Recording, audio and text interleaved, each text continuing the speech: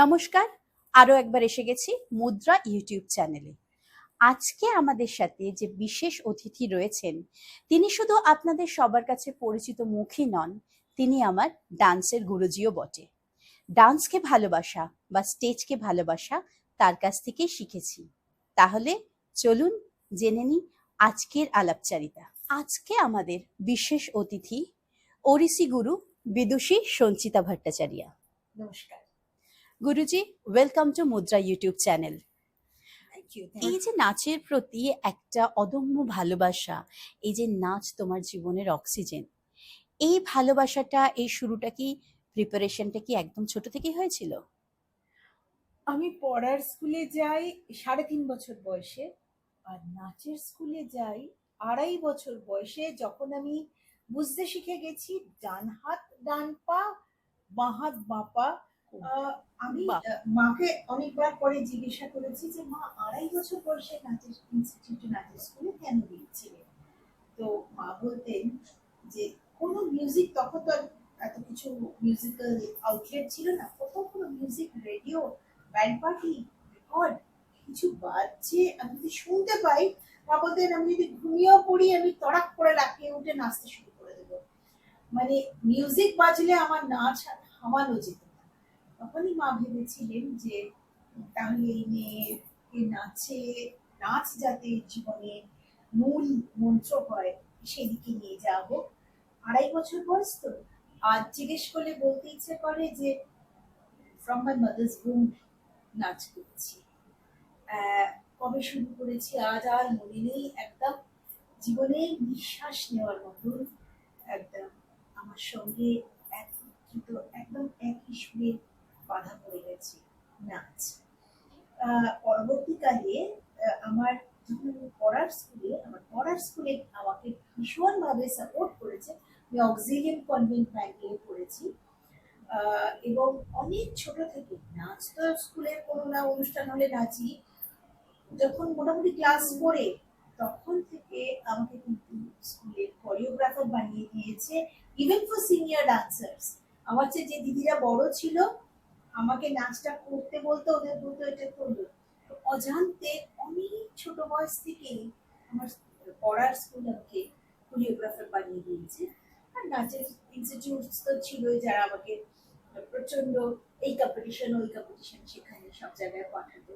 তো এই অনেক ছোট থেকেই একসঙ্গে নাচের সঙ্গে যাত্রাপথ শুরু, এবং জগন্নাথ দেবের কাছে হাত জোর করে প্রার্থনা শেষ দিন অবধি যেন আর কিছু সঙ্গে থাকুক বা না থাকুক, নাচ যেন আমার সঙ্গে থাকে।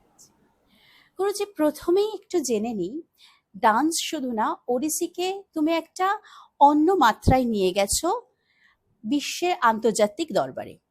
ক্লাসিক্যাল ডান্স আর ওড়িশি সম্বন্ধে তোমার ভাবনা, তোমার ধ্যান ধারণা একটু আমাদের দর্শকরা জানতে চান।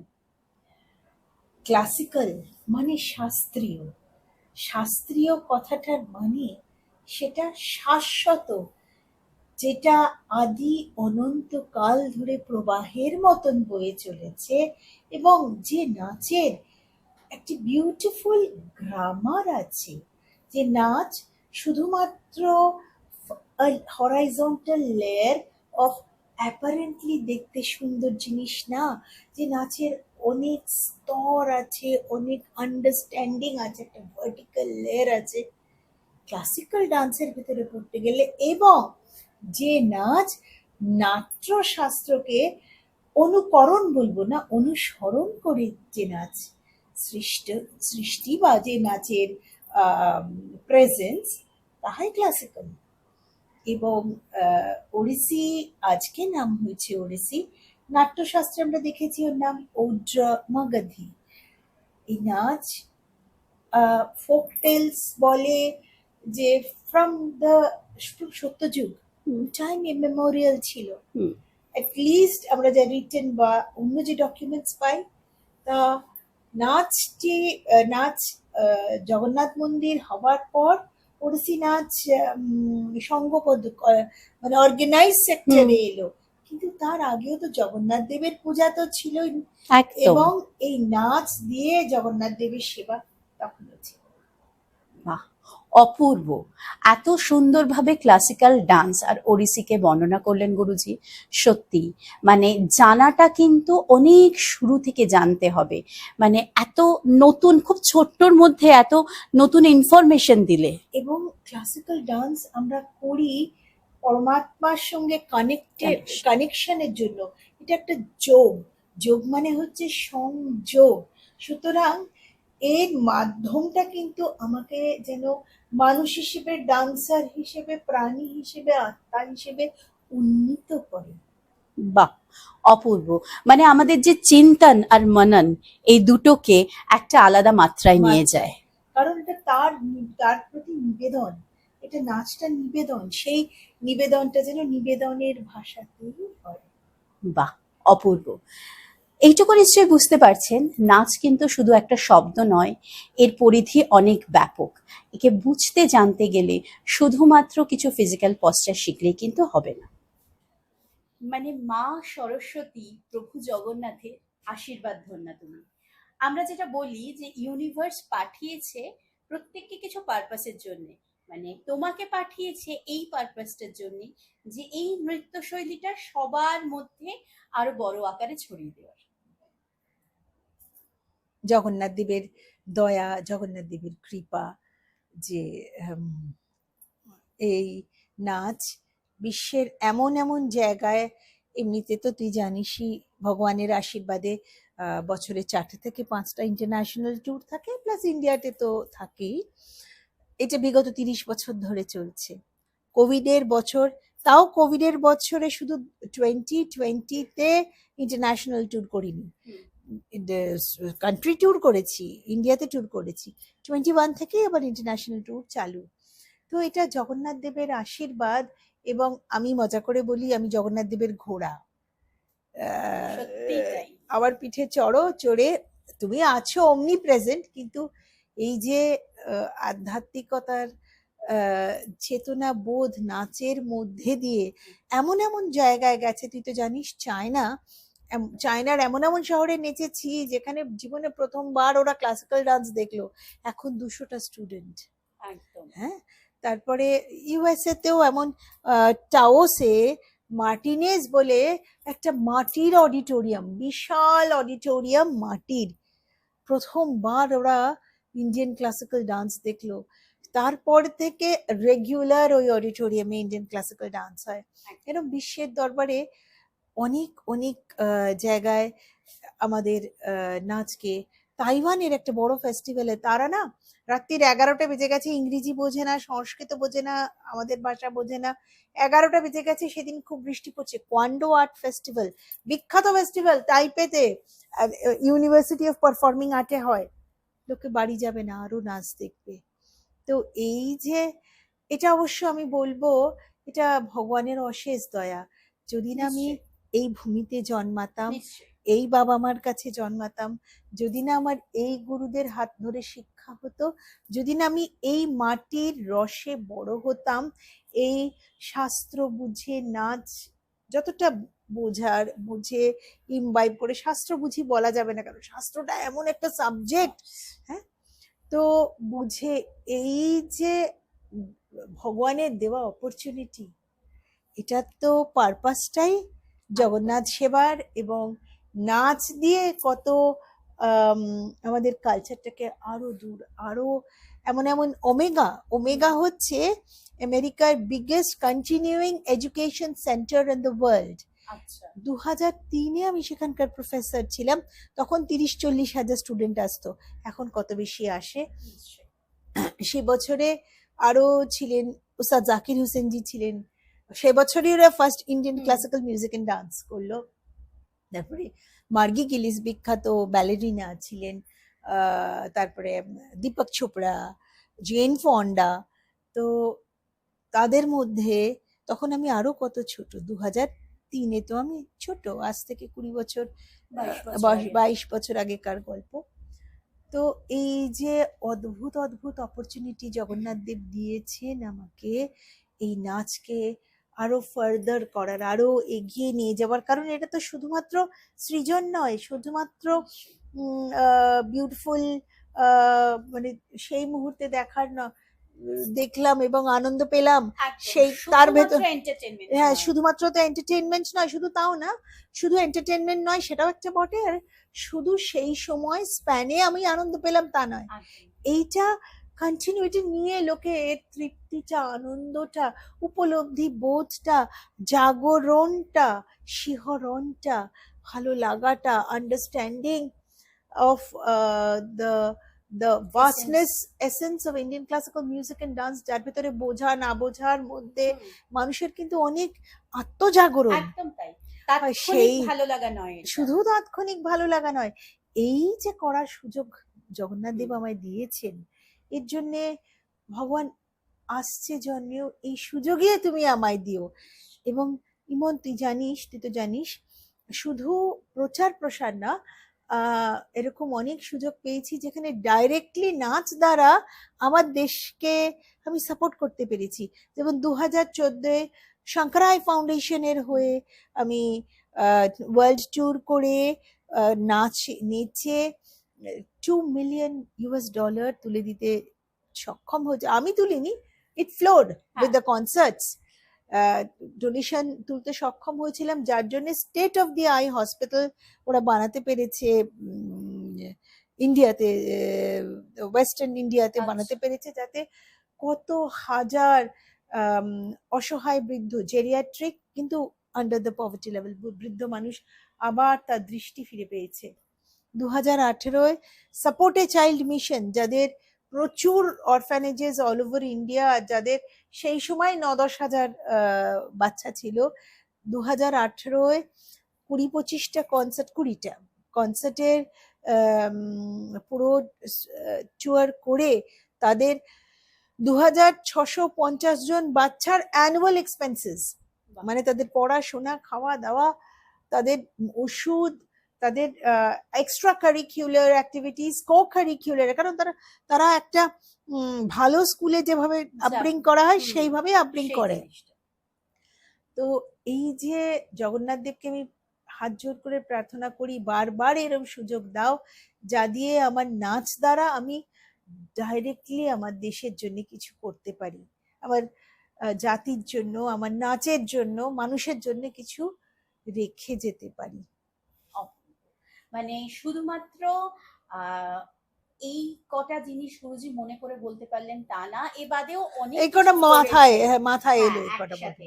আর ওই যে বললেন না জগন্নাথের ঘোড়া, সত্যি প্রভু জগন্নাথের ঘোড়া গুরুজির হাত ধরে মুদ্রাও 2022-এ থাইল্যান্ড ভ্রমণ করে এসেছিল, আমাদের একটা নাচ করে এসেছিল, ভীষণ ভালো নাচ মানে করে বিশ্বের দরবারে এতগুলো মানুষের সামনে গুরুজির সাথে স্টেজ শেয়ার করা আমাদের জন্য এটা একটা লাইফ টাইম অ্যাচিভমেন্টই বলবো। তো এই আবার হবে, এটা শুরু, এই তো শুরু।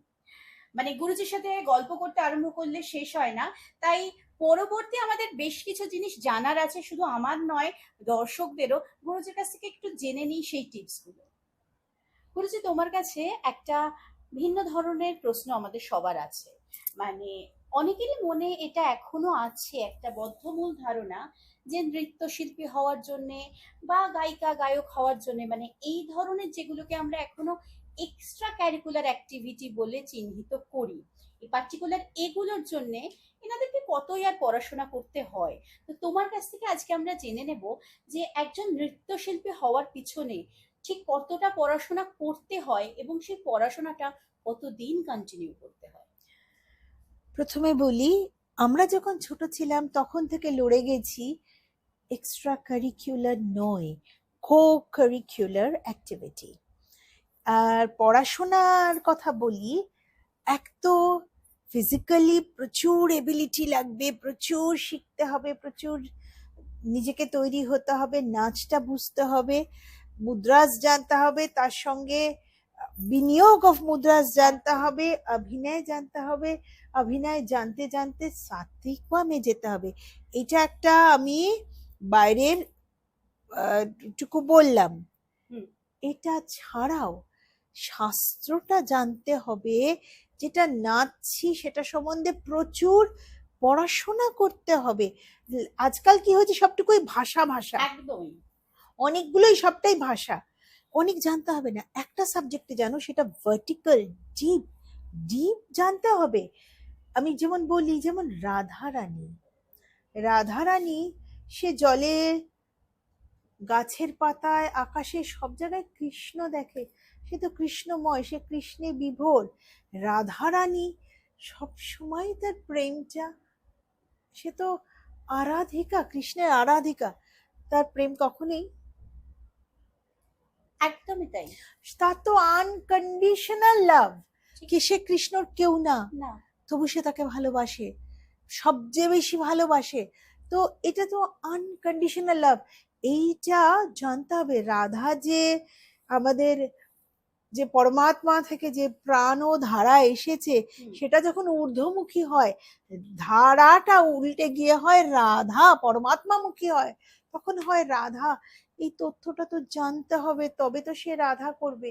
এরবার রাধা করতে যখন সে মীরা করবে, তখন সে আরো বেশি ভগবানের প্রতি। রাধা তবু, ও তো কেন আসনি, কিন্তু মীরা, তা নয়। মীরা আরো বেশি, সে ঈশ্বরে বিলীন। আমরা, একটা কথা আছে, সবাই বলে ঈশ্বরে বিশ্বাস করো। বলি বিশ্বাস না, তুই কি বিশ্বাস করিস তোর বাবা না, তুই জানিস। জানি আমি। So money. নোয়িং দ্যাট, সেই মীরা সেই নোয়িং এর স্টেজে ছিল, রাধা সেই নোয়িং এর স্টেজে ছিল, বিলীন হয়ে যাওয়া। হ্যাঁ বিলীন।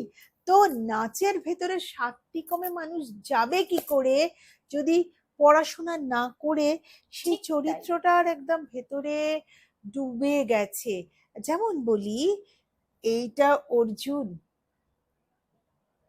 আবার এটা কিন্তু লক্ষণ যখন হবে একদম আলাদা। আমি রামের ভাই, হুম, আবার সেই যখন রাম হবে, অদ্ভুত সুন্দর। তো এই যে জ্ঞানের উদ্ভাসনে, মানে if I cannot open and think and my mind and think and understand যে আমি কিভাবে আমার নাচটাকে মানুষের কাছে দেবো, যাতে অডিয়েন্স দুঃখে কানেক্ট তার করে। চোখে জল আসে বা আনন্দে সে, সে তার মনে হয় হাসে। এটা তারই জীবনের আনন্দ। আমাকে তো সাত্বিকমে যেতে হবে। একদমই। সাত্বিকমে কি করে যাব যদি পড়াশোনা আমার না থাকে? যদি পড়াশোনা মানে আমি শুধু পুঁথিগত বলছি না, অনেকে শুধু শুনেও শিখেছে অনেক, হ্যাঁ। কিন্তু এই চর্চাটার ভেতরে থাকতে হবে। এই, আর একটা তোকে মজার কথা বলি, এটা আমি সব ইন্টারভিউতেই বলি। আমার যখন 20-22 বছর বয়স, তখন প্রচুর নাচছি, তেড়ে নাচছি, সাংঘাতিক স্পিডে পল্লবী নাচছি, চতুর্দিকে নাচছি, কত ভালো ভালো কিছু করছি। তখন আমি ভাবতাম, উফ, আমার চেয়ে ভালো আর আমার চেয়ে জ্ঞানী কেউ নেই। আজকে তার ডবলেরও বেশি বয়সে যত গভীরে যাচ্ছি, তত বুঝতে পারছি কোনো তল নেই, আর আমি কত অল্প জানি। এই জীবনটা শেষ হয়ে যাবে, তল খুঁজে পাবো না। তো সেইটাই যখন সাবজেক্ট, তল যার খুঁজে পাওয়া যায় না, তখন সেটা নিয়ে পড়াশোনা যদি না করা যায়, তার ভেতরে যদি ডোবা না যায়, শোন, সেই মানুষটাই দাঁড়িয়ে 100টা কথা একটা সাবজেক্টে বলতে পারে, যে সেই সাবজেক্টটা সম্বন্ধে 1 লাখ কথা পড়েছে। একদমই তাই, একদমই তাই। তো সেটাই আমি স্টেজে গিয়ে সেই চরিত্রটা সেভাবে ফোটাতে পারবো, যখন আমি ইনসাইড আউট প্রচুর পড়াশোনা করে, ইন্টারনালাইজ করে নিজের মধ্যে সেই চরিত্রের অভিব্যক্তি এনেছি। সুতরাং পড়াশোনা এবং জানা, এবং এটা গুরুমুখী বিদ্যা, গুরু এভাবে দেবে, দিচ্ছে। তো এই গুরুমুখী বিদ্যার যে পরম্পরা, স্ট্রেংথ, এটা যদি, এটা তো আমাদের দেশ থেকে সারা বিশ্ব শিখেছে, আমরা কেন ভুলে যাব? তো পড়াশোনা গুরুর কাছ থেকে নত জানু হয়ে পাওয়া, জানা, নেওয়া, এর ভেতরে থাকতেই হবে, তবে প্রগ্রেস হবে, নয়তো অ্যাপারেন্ট, সবটুকুই অ্যাপারেন্ট। এই যে শিক্ষা আমাদেরকে বিনীত হতে, নম্র হতে শেখায়। আজকে তোমার মুখে একটা কথা শুনলাম, তুমি বললে আমি কত অল্প জানি। এই পরিপ্রেক্ষিতে একটা কোয়েশ্চেন আমার মাথায় এলো, আমি কাউকে উদ্দেশ্য করে জানতে চাইছি না, আমার জাস্ট মাথায় এলো, এবং আমার মনে হয় দর্শক বন্ধুদেরও মাথায় আসবে। এই যে তুমি বললে যত পড়াশোনা করবো আমায় জানতে হবে চরিত্রটা, মীরা আর রাধা দুজন আলাদাভাবে কৃষ্ণের প্রতি প্রেম নিবেদন করেছেন। একজনের ভাব প্রেমে আবার রুক্মি, ভক্তি। আবার আবার যদি আমি সত্যভামা করি, সে বলবে কেন তুমি আমার জন্য এটা করবে না, একদম কেন, ওয়াই নট, ওকে কেন ফুলের গাছ দিয়েছো, পারিজাত এনেছো, আমার একদম আমার আমার জন্য পারিজাতের গাছ আনুনি কেন? একদম হ্যাঁ। মানে এই যে জিনিসটা বোঝা, কোনটা আমি, কে কৃষ্ণকে প্রেমিক হিসাবে দেখছে, কে কৃষ্ণের প্রতি একটা ঈশ্বর হিসাবে প্রেম নিবেদন করছেন, আর কে তুমি আমাকে দিচ্ছ না কেন, দেবে না মানে তোমার দিতেই হবে, এই যে ডিফারেন্সটা, এটা বোধহয় পড়াশোনা না করলে কোনোভাবেই সম্ভব না। পড়াশোনা এবং ইন্টারনালাইজ। মানে বর্তমান সময়ে আমরা বেশ কিছু জিনিস এরকম দেখে ফেলছি এক্সপেরিমেন্টের নামে, যেই এক্সপেরিমেন্ট গুলো করতে গিয়ে আমরা টেকনিক্যাল এমন এরার করে ফেলছি, হয়তো আমাদের জেনারেশনকে আরেকটু ওই ভাষাটা কাটিয়ে একটু ডেপথে পড়াশোনায় ঢুকতে হবে। আমি জানি তুই রিসেন্ট যে ঘটনাটা ঘটেছে সেটা নিয়েই হয়তো বলছিস, মানে আরো চারিপাশে দেখছি চারপাশে অনেক যেটা কিছু। ঘটছে সেটা নিয়ে বলছিস। হ্যাঁ, ভীষণ আহ, আমার মতন করে করতে গিয়ে ব্যাপারটা অন্য স্তরে চলে যাচ্ছে, সেই মাধুর্যটা থাকছে না। আমার মতন করে তো করব, কিন্তু মাধুর্যের বাইরে গিয়ে সেই চরিত্র তো এক্সপেরিমেন্ট করা যায় না। তুই হয়তো এবং সম্প্রতি যে ঘটনা ঘটেছে তাই নিয়ে বলছিস। হ্যাঁ, নতুন কিছু করব, ক্রিয়েটিভ কিছু করব, সেটা নিশ্চয়ই সকল মানুষ চায়। তার ভেতরে, যেটা তোদের রোজ বলি, পরিমিতি বোধ, কোথায় থামতে হবে সেটা জানতে হবে অ্যাজ অ্যান আর্টিস্ট। সেটাই একটা পরিমিতি বোধ কিন্তু একজন আর্টিস্টকে বড় আর্টিস্ট বা নট সো গ্রেট আর্টিস্ট করে। আমি যেটা আমার স্টুডেন্টদের বলি, তোদেরকে রোজ বলি, সেটা আবার বলি, ঠোঁটে লিপস্টিক মাখলে বড় সুন্দর লাগে, সেই লিপস্টিক একটু বেরিয়ে গিয়ে নাকের ডগায় মাখলে কিন্তু আর সুন্দর লাগে না, জোকার লাগে। সুতরাং থামতে কোথায় হবে জানতে হবে। আরেকটা আমি যেটা রিসেন্ট ফিনোমেনা দেখেছি, যে কেউ যদি এমন কিছু করছে এরকম, এখন তো একটা এরকম সবটুকুই শ্যালো, কিছুরই গভীরে মানুষ কেউ যাচ্ছে না। একজনকে আমি লিখতে দেখেছি যে আরে প্রকৃতি তো আনন্দকে পাগলের মতন ভালোবাসতো, ডেফিনেটলি ভালোবাসতো, তার অভিব্যক্তিটা অন্য রকম হবে, প্রকৃতির মতন হবে। রবীন্দ্রনাথের লেখা চরিত্র প্রকৃতির মতনই অভিব্যক্তিটা হবে। আমি যেভাবে ভাববো পাগলের মতন ভালোবাসাটা দেখানো যায়, সেভাবে হবে না। তাহলে আর ওই চরিত্রটা হলো না, আমি হলাম, তাই না? চরিত্রটার ভেতরে থাকতে হবে। যে নাচছে তার ব্যক্তিগত মানুষটার মতন বা আমার মতন ভাবে অভিব্যক্তিটা হবে না, চরিত্রটার মতন অভিব্যক্তিটা হবে। সুতরাং এই পড়াশোনাটা তো করতে হবে। আরেকটা, আমি আজকে বললাম না ছোটবেলায় ভাবতাম আমি কত জানি, আজ বুঝেছি একদম কত ভুল ভাবতাম, আজকেও যা জানি তাতেও কিচ্ছু জানি না। এই যে আচ্ছা আমার হয়তো ভুল হয়েছে, এইটা মানতে শেখা, এইটা না মেনে যে কন্টিনিউয়াস, আমি দেখেছি যে একটা কিছু মানে অন্যরকম করার পর মানুষ সমানে সেটাকেই করে যখন ফেলেছি এটাকেই এস্টাবলিশ করে ফেলতে হবে, এতে নোবডি উইন্স। আর হ্যাঁ, ভুল হয়েছে, এটা শুধরে নেবো, নেক্সট টাইম বেটার করব, এটা বললে এভরিবডি উইন্স। যে বলে ভুল হয়েছে সে তো সবচেয়ে বড় উইনার, সে তো সবচেয়ে বড় পরিচয় দিল যে there is space for growth, there is তার গ্রোথ এবং আগে যাওয়ার ইচ্ছা আছে। কোনো মানুষ যদি বলে না আমি ভুল করিনি, বেশ করেছি, ঠিক করেছি, তার সে আর কোথায়, আমি পূর্ণিমার চাঁদ, সে আর কোথায় বড় হবে? বড় হতে গেলে পণ্ডিত রবিশঙ্করজি একটা অপূর্ব কথা বলতেন, না ঝুঁকলে পাহাড়ে ওঠা যাবে না। তো এই নতুন যেভাবে ইন্টারপ্রেট করা হচ্ছে, যেভাবেই যতভাবে ইন্টারপ্রেট করা হোক, সেই চরিত্রটাকে সেই চরিত্রর মতন করে ইন্টারপ্রেট করতে হবে। আর একটু পড়াশোনা বাড়ালে, আর একটু গুরুদের কাছ থেকে নত জানু হয়ে শিখলে বোধহয় ভালো হয়। তুই দেখ, ঘুরে ফিরে যেটা বলছি, ওই পড়াশোনাতেই, শুধু পড়াশোনা নয়, সেটা ইমবাইব করা, সেটা সঠিকভাবে বুঝে ইমবাইব করাতেই আবার ফিরে এলাম। গুরুজি, এখন সোশ্যাল মিডিয়াতে প্রচুর দেখি বা আমার কাছেও যারা শিখছে তাদের মুখেও শুনেছি, ভীষণ নাচ শেখার ইচ্ছে ছিল, কিন্তু বাড়ি থেকে বন্ধ করে দেওয়া হয়েছে। তো আমি জিজ্ঞেস করেছিলাম যে কেন রে, বন্ধ কেন করে দেওয়া হয়েছে? বললো দিদি পড়াশোনার চাপে, বাবা বলল, মা বলল, এবং বাড়ির অন্যান্যরাও বলল এটা তো একটা কো ক্যারিকুলার অ্যাক্টিভিটি, এটা না করলেও চলবে। তোমার কি মনে হয়, মানে এই ধরনের কো কারিকুলার অ্যাক্টিভিটিকে, নাচ গান বা খেলাধুলা, এগুলো যদি বন্ধ করে দেওয়া হয় পড়াশোনার কতটা লাভ হয়, বা যদি কন্টিনিউ করা হয় কতটাই বা ক্ষতি হচ্ছে? আমি একটু অন্য জায়গা থেকে অ্যাপ্রোচ করি। হ্যাঁ, আমারও প্রচুর এরকম, তুই তো জানিস বৌদিমণি ডান্স পে চান্সে আমি হ্যাঁ, রেগুলার জাজমেন্ট একদম। করতাম। এরকম সত্যি অনেক মানুষ আছে যারা নাচ অনেক ভালোবাসতো, পরিবারের চাপে পড়ে, জীবনের চাপে পড়ে করতে পারেনি। আজ যখন সে স্বয়ংসিদ্ধা হয়েছে তখন আবার ফিরে আসছে। সে ফিরে আসাটা তো আর যথাযথ না। একদম। আমি যেসব বাবা মায়েরা কো কারিকুলার অ্যাক্টিভিটি করতে দিতে চান না, তাদের উদ্দেশ্যে বলি, স্পেশালি ওড়িশিটা বলি।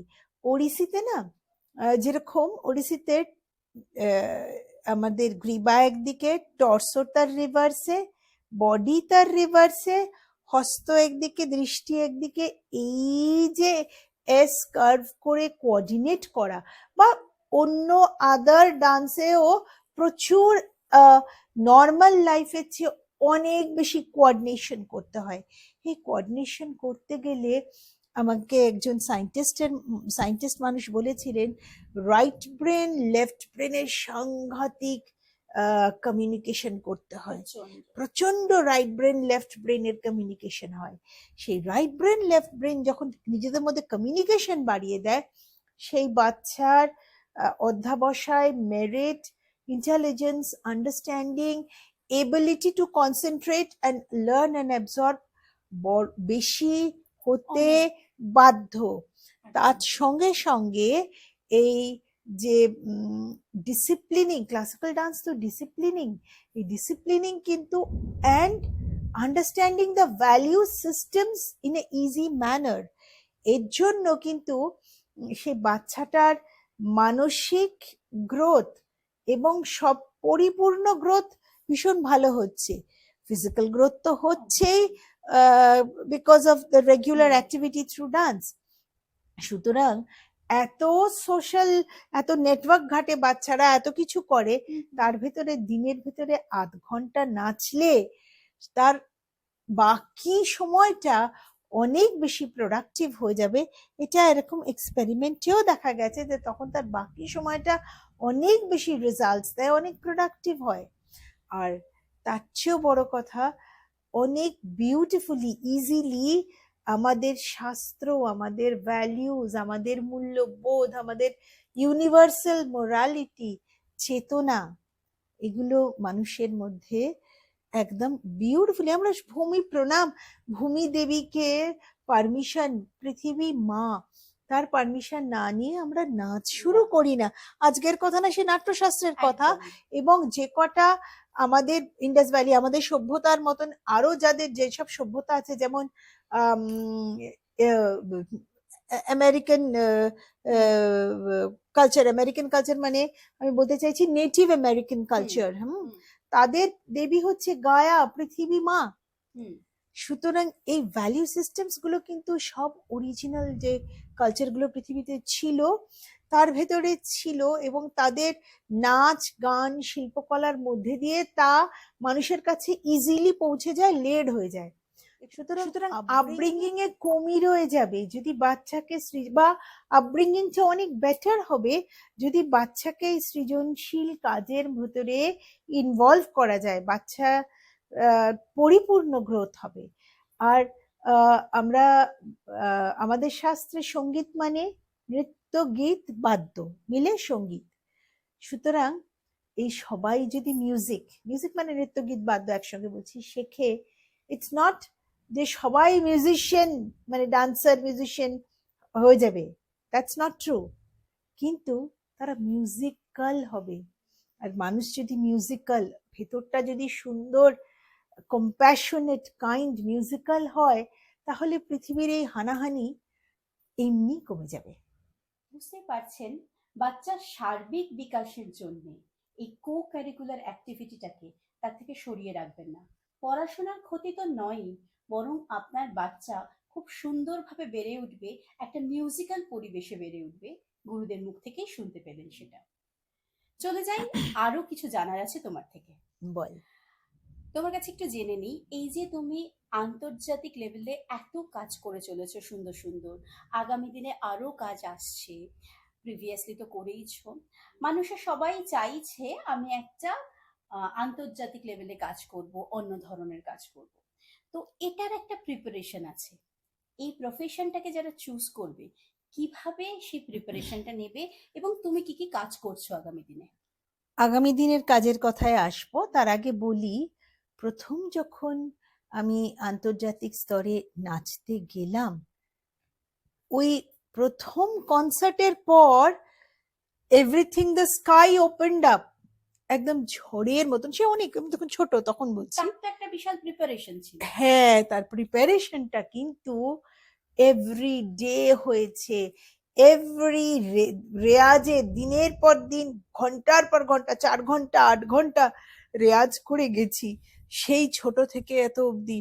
সুতরাং আমরা বলি না, দেখবি একটা মানুষ স্টেজে 1 ঘন্টা নাচতে একটা এক্স অ্যামাউন্ট নেয়, আর একটা মানুষ সেই 1 ঘন্টা নাচতে একটা ওয়াই অ্যামাউন্ট নেয়। 1 ঘন্টাই তো নাচ, but it is not that 1 ঘন্টা।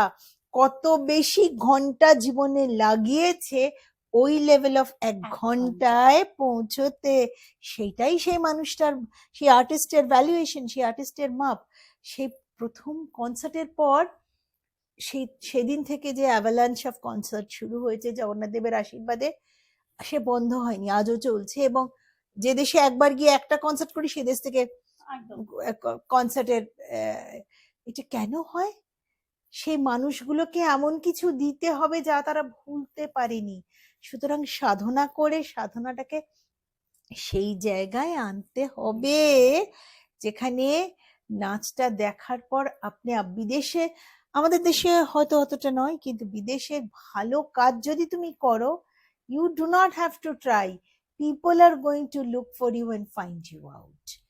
তো অনেক যুগ আগে যখন শুরু হয়েছিল, এইভাবেই শুরু হয়েছিল। 30 বছর আগেকার গল্প বলছি। আজও এখন আমাকে বলে তোমার কি ইমপ্রেসারিও আছে বিদেশে? আমি বললাম না, সব দেশ থেকে ফোন করে, দিদি এই দেশে কবে আসছো? সো পিপল কিপ ট্র্যাক আমি কবে আসছি, তার আগে থেকে 2024-এ 2026-এ কখন আসছি অলরেডি জেনে রেখেছে। তো এইভাবেই ব্যাপারটা হয়েছে।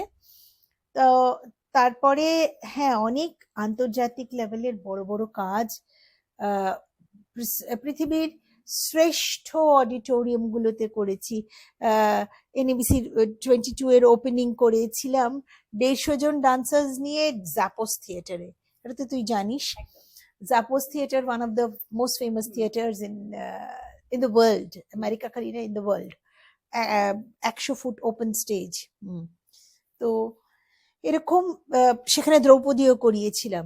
জিম ওয়েলেন অডিটোরিয়াম, যেখানে মিস ইউনিভার্স হয়, সেখানেও 70-80 জন ডান্সার্স, সেটাতে ব্রডওয়ে, সেটা একটা ব্রডওয়ে ছিল, তাতে ওয়েস্টার্ন ডান্সার্স, তাতে ব্যালে ডান্সার্স এসেছিল ইউরোপ থেকে। এরকম লেভেলের প্রজেক্ট, কোরিওগ্রাফি প্রচুর করছি, তুই তো জানিস। দ্রৌপদী ফেনোমেনা তো ইন্ডিয়াতে তুই আমার সঙ্গে অনেকবার করেছিস।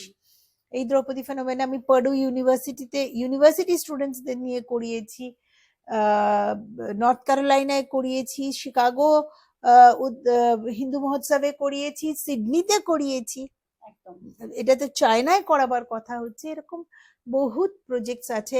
এক্ষুনি মহিষাসুর মর্দিনী করতে যাচ্ছি স্যান ফ্রান্সিসকোতে, যাতে অসম্ভব ভালো ভালো ডান্সার্স, প্রফেশনাল ডান্সার্স আছে অফ সান ফ্রান্সিসকো বে এরিয়া। 70 জন তো হচ্ছে বটেই আমাদের পুরো টিমে। It is presented in the form of a Broadway musical, কিন্তু সাবজেক্ট হচ্ছে মহিষাসুর মর্দিনী। এটা 27শে সেপ্টেম্বর আছে, তুই তো জানিস। তো এই প্রজেক্টস করছি, আরো করতে চাই, আরো বেশি করে করতে চাই, কারণ একটা বিশাল কমিউনিটিতে ইনভলভড হয়, বিশাল community gets imbibed into classical dances, Indian classical dances, এবং বিদেশে থাকা ছেলেমেয়েরা যারা একটু একটু জানে বা জানতে চায় তাদের জন্য wonderful opportunity to connect, to know. আর যারা জানে না তাদের জন্য it's an eye opener what beautiful this form is. তো এরকম এই কাজগুলো করলে, যে এই direction choreographing for Broadways and musical, যেগুলো বেশ কয়েক বছর ধরে করে আসছি রেগুলারলি, করলে একটা মাস স্তরে আমাদের বিউটিফুল কালচারের প্রচার প্রসার হয়। একদম একদম। তো আমরা মহিষাসুর মহিষাসুর মর্দিনী রেগুলারই হামেশাই হয়, কিন্তু সেটাকে একটা ব্রডওয়ে মিউজিক্যালের স্টাইলে করা, দ্যাট ইজ সো ডিফারেন্ট। আর তাতে বিদেশের যেসব সেকেন্ড জেনারেশন বাচ্চারা আছে তারা তো প্রায় আমেরিকানই হয়ে গেছে, তাদের কাছে সবাই আমাকে বলেছে এতে যেন সুপার টাইটেলস থাকে যাতে সবাই বুঝতে পারে এই কাজগুলো, তাতে আমার দেশের কালচারটা আমি এক ঝটকায় অনেক মানুষের মধ্যে অনেক নিয়ে মানুষের মধ্যে চলে যায়। That is such a blessing of Lord Jagannath, সত্যি যার তাই। থেকে আমি যেন কখনো বঞ্চিত না হই। নিশ্চয়ই, মানে এই যে শুধুমাত্র দেশের মাটিতে নয়, বিদেশের মাটিতেও সবার মাঝে এবং আপকামিং প্রজন্মের কাছে পৌঁছে দেওয়া। স্পেশালি ইউএস, ইউরোপ তো কালচারালি খুব আপগ্রেডেড কান্ট্রিজ লাইক চাইনা। হুম, আজকে চাইনাতে এখন অনেক ডান্সার্স যাচ্ছে, অনেক কিছু করছে। আমি তো সেই কবে থেকে একদম সিন্ডিকে শেখাচ্ছি, একদম। তুই জানিস। এবং আমার ছাত্রী, মানে তোদেরই গুরু বোন, she is the Odissi guru of Indian embassy in Beijing now. এ আমার কত গর্বের। একদম একদম। মানে ভারতবর্ষ এতটাই কালচারালি এনরিচড, ভারতবাসী হিসেবে তো নিশ্চয়ই গর্ব হয়। আর যেখানে প্রিভিলেজড যে দেশে মাটিতে একদম। কালচারে জন্মেছি। আর গুরুজির মতন মানুষরা যারা এই এনরিচড কালচারকে বিদেশের মাটিতে সবার মধ্যে ছড়িয়ে দিচ্ছেন, এর থেকে পরম প্রাপ্তি আর কিছু হয় না। এবার একটা খুব ট্রেন্ডিং কিছু প্রশ্ন দর্শক বন্ধুদের কাছ থেকে তোমার কাছে আছে। বলো। Reels। প্রচন্ড ট্রেন্ডিং একটা জিনিস, এবং এই রিলসের ফাঁদে ছোট থেকে বড় আমরা সবাই পড়েছি। খারাপ ভালোই যাচ্ছি না, এটা একটা এখন ডেভেলপ করেছে একটা কন্টেন্ট, তাই চলছে। আমার প্রশ্ন এবং দর্শকদের প্রশ্ন এবং আপকামিং ডান্সার যারা হবে তাদের প্রশ্ন, রিলস দেখে নাচ শেখা বা ওরে বাবা। ইউটিউব দেখে হাত পা চালানো শেখা, তো ডান্সাররা কতটা রিলস ফলো করবে বা ট্রেন্ডিং এর সাথে থাকতে পারলেই কি নাচটাকে আগামী দিনে এগিয়ে নিয়ে যেতে পারবো? আমি যখন ইন্টারভিউটা শুরু করেছিলাম তখন আমি বলেছিলাম শাস্ত্রীয় মানে যা যুগ যুগান্তর শাশ্বত, এ যুগ সে যুগ, আগের যুগ পরের যুগ না। সুতরাং যা কিছু প্রবাহের মতন শাশ্বত ট্রু হয়ে জীবিত থাকতে হবে, তা ওই ছোট্ট একটা রিলের মধ্যে দিয়ে শিখে সেটা কিভাবে হবে আমি ঠিক আমি মানে আমি বলবো না যে যে হয় না, কারণ আমি যে সাবজেক্ট আমি জানি না, আমি বলবো এটা আমি জানি না যে আমাদের বোধগম্যে এটা হতে পারে না। মানে আমি একটা কারোর একটা ছোট্ট রিল দেখে, হ্যাঁ এখন যে একটা জায়গায় পৌঁছে গেছে সে একটা মানুষের একটা ছোট্ট রিল দেখে অনেক কনসেপ্ট পেয়ে যাবে, সেটা আলাদা তার বিষয়। জন্য জায়গায় পৌঁছতে হবে। একজন সিনিয়র লেভেলের মানুষ আর একটা লোকের রিল দেখে অনেক ভালো ভালো কনসেপ্ট, অনেক কিছু চিন্তা ভাবনা পাওয়া যায়। আমি একবার নাচে এই স্যালিউটটা করেছিলাম বন্দে মাতরমে, এখন আমি দেখছি আমি সেটা সেটা যখন কোভিড হয়েছিল 2020-তে, independence day celebration on 14th July, sorry 14th August কেটে দাও, independence day celebration starting on 14th August যে প্রোগ্রামটা শুরু হয়েছিল, আমার ওই নাচটা দিয়ে শুরু হয়েছিল from ministry of culture, government of India, কারণ তখন সবকিছুই অনলাইন হচ্ছিল। তাতে আমি এটা করেছিলাম, এখন দেখি সবাই করে। একদম হ্যাঁ, সোশ্যাল মিডিয়া করেছিলাম, এখন দেখি সবাই করে। ইটস আ গুড ট্রেন্ড, আমার জন্য নয়, আমিও হয়তো কারোর দেখে মানে উদ্ধত হয়ে মানে কি বলবো এনথুসিয়াস্টিক হয়ে কিছু জেনে আই টেক সামথিং ইমপ্লিমেন্ট করলাম, সেটা একটা লেভেলে যাওয়ার পর। কিন্তু রিলস দেখে নাচ গান শেখা যায় এটা আমি ঠিক জানি না বাবা। ইউটিউব দেখে, যখন আগে ইউটিউব ছিল না, এরা সবাই মজা করতো, কি কার কাছে গান শিখেছিস রে, ওস্তাদ ক্যাসেট খা, তো ব্যাপারটা একসময়। কার কাছে নাচ শিখেছিস রে? গুরু ইউটিউব ঘরানা। তো এরকম এটা আমি বলবো না হয় না, আমি বলবো আমি জানি না, আমি পারবো না, আমার স্টুডেন্টদের আমি করতে দেবো না। একদম, মানে আমরা তো এটাও জেনেছি যে আমরা ক্লাসে, ইভেন এখনো যখন আমরা ক্লাসে শিখি, ক্লাস করি পার্টিকুলারলি, সেখানে কিন্তু আমরা ভিডিও থেকে শিখি না, গুরুজির থেকে শিখি, এবং ভিডিও প্রহিবিটেড হ্যাঁ, ওখানে। কেন ভিডিও থেকে পরে ভিডিওটা করে বাড়িতে যখন মনে পড়বে না দেখবে। হুম, একদম। হ্যাঁ, একটা জানো তো, আজকের একটা জিনিস লক্ষ্য করেছিস, আমাদের হাতের লেখা কত, আমারও হ্যাঁ, খারাপ হয়ে গেছে, একদম কারণ তাই। আমরা হাতে লিখতে লিখি ভুলে না, না বলে। লিখি না। সেরকম ও যদি ভিডিও দেখে ভিডিও মনে রাখবে, আমার নিজের মনে রাখার ক্ষমতাটা কিন্তু দিন নষ্ট দিন হয়ে আমি যাচ্ছে। নষ্ট করে ফেলছি। ওই জন্য হাতে লিখে, নাচ হাতে পায়ে শিখে, সেইটাতে যে সাবকনশিয়াস ব্রেনেতে যতটা যাবে, ওইটা ভিডিওতে তুলে রাখলে অতটা যাবে না। Video should be a backup, these একদম, are backups, these are not the front lines. একদম। মানে রিলসটাকে কিন্তু মাধ্যম ভাববেন না, ওটা একটা অপশন। যারা শিখেছে, বেশ খানিকটা জেনেছে, তারা অবশ্যই কিছু কিছু জিনিস সেটা দেখে ইমপ্লিমেন্ট করতে পারেন। বা ধরুন আপনার এন্টারটেনমেন্টের জন্য একটা মাধ্যম হতে পারে। মানে আমরা যেমন এখন অনলাইন আর অফলাইন ক্লাস করি, অনলাইন ক্লাসটা একটা অপশন, অফলাইনে আসা গেল না বা কানেক্ট করা গেল না, তো অনলাইন একটা অপশন। ওটা কিন্তু শেখার মাধ্যম নয়, শেখার মাধ্যম কিন্তু গুরুজিরা, শেখার মাধ্যম কিন্তু পড়াশোনা। তাই যারা আগামী দিনের ডান্সার হতে চাও, নৃত্যশিল্পী হতে চাইছো, যারা নৃত্যকে নিজের একমাত্র অবলম্বন হিসেবে বেছে নিতে চাইছো, আমাদের গুরুজিদের যাদের দেখে আমরা বড় হয়েছি এনাদের মতন, তাদের জন্য কিন্তু রিলস কোনো মাধ্যম নয়, ওটা একটা অপশন। কখনো দেখলাম বা ট্রেন্ডিং চলছে, কখনো করলাম।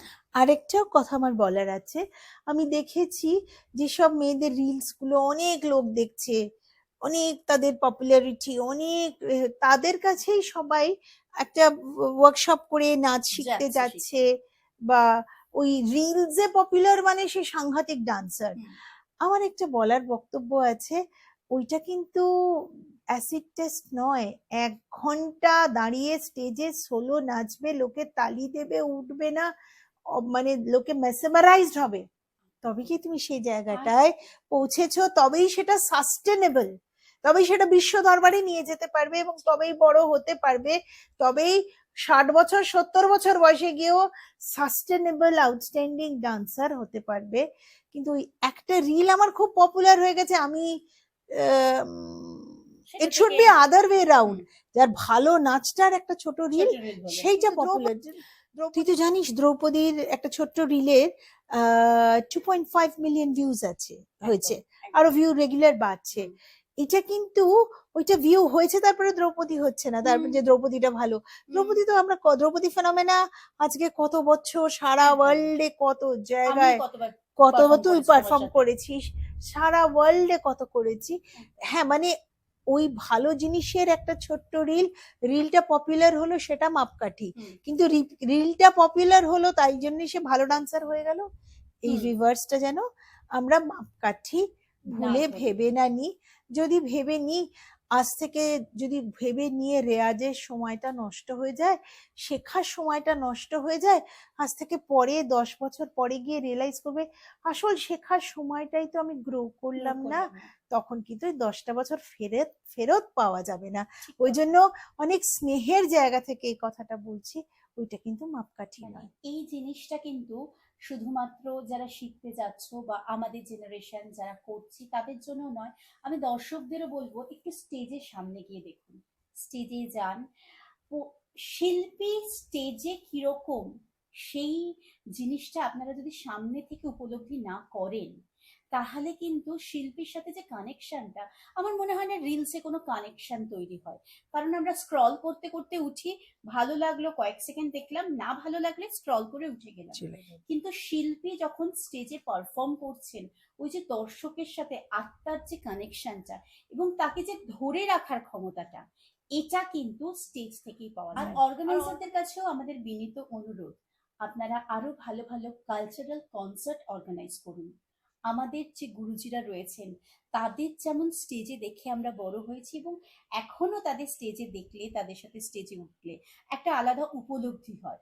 এইটা আমাদের জেনারেশনও যেন পায় এবং তার পরবর্তী জেনারেশনও যেন পায়, সেই সুযোগটা করে দিন। রিলসকে আমি খারাপ একদমই বলবো না, আমরাও করি।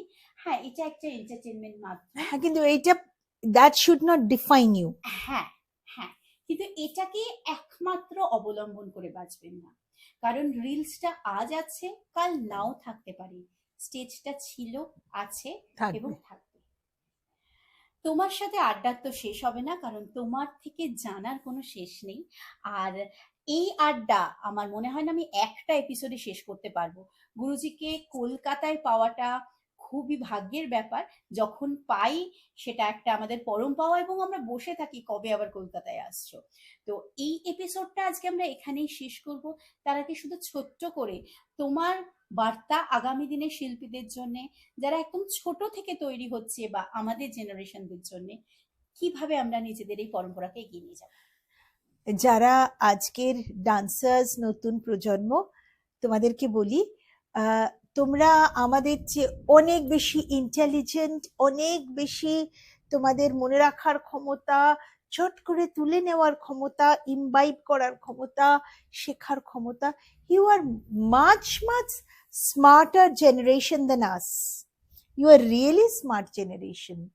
শুধু আমাদের কাছ থেকে যদি অধ্যাবসায়, পারসিস্টেন্স এবং একটা জিনিসকে এই যে শার্পনিং করেই যাচ্ছি, এই অধ্যাবসায়, এই কনসেন্ট্রেশন, এই লেভেল অফ ফোকাসটা এই আমাদের পুরনো জেনারেশনের কাছ থেকে যদি তোমরা শেখো, আমাদের এই এই অধ্যাবসায়, ফোকাস, একাগ্রতা, পারসিস্টেন্সের সঙ্গে তোমাদের level of IQ, smartness, intelligence সবকিছু যদি মেলাও, you guys are going to be the best.